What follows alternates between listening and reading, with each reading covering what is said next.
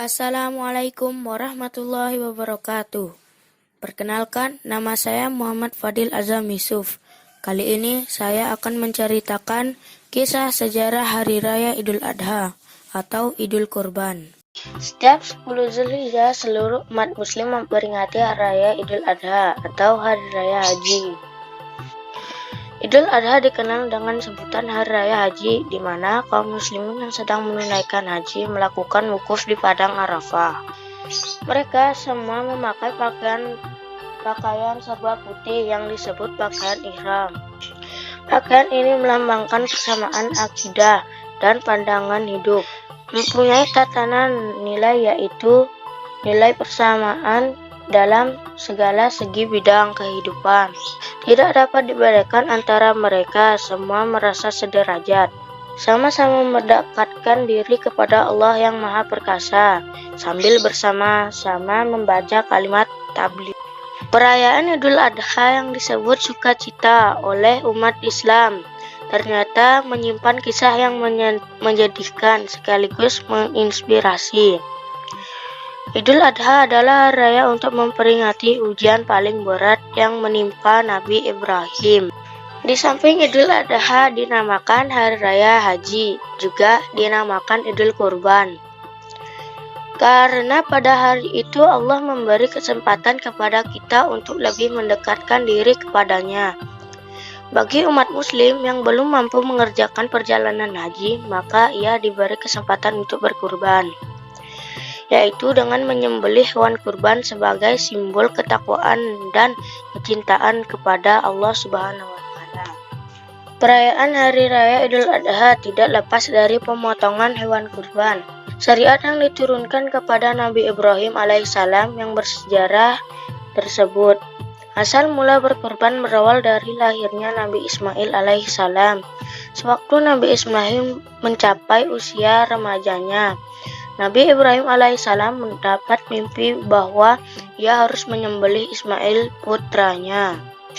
Dan mimpi seorang nabi adalah salah satu dari cara turunnya wahyu Allah, maka perintah yang diterimanya dalam mimpi itu harus dilaksanakan oleh Nabi Ibrahim. Mimpi Nabi Ibrahim yang merupakan wahyu dari Allah itu tentu membuatnya gundah gulana.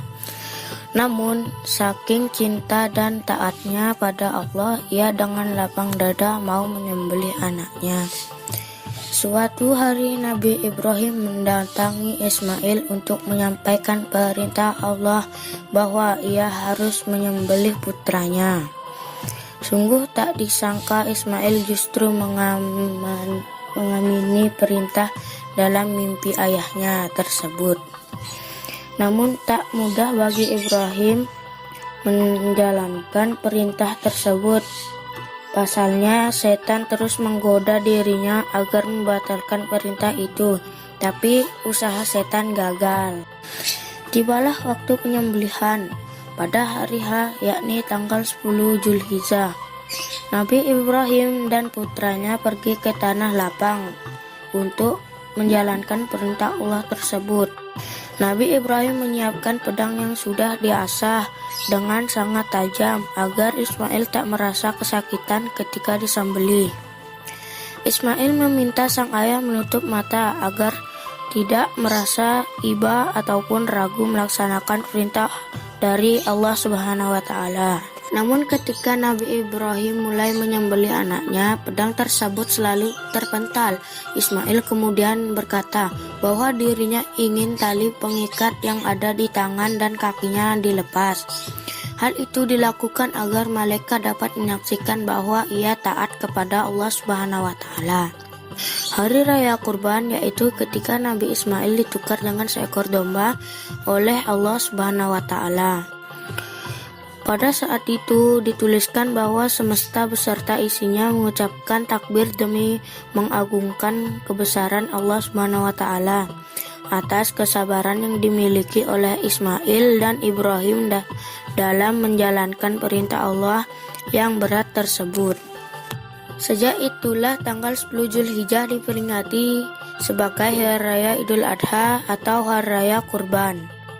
Nah, demikianlah kisah sejarah Hari Raya Idul Adha atau Idul Kurban. Wassalamualaikum warahmatullahi wabarakatuh.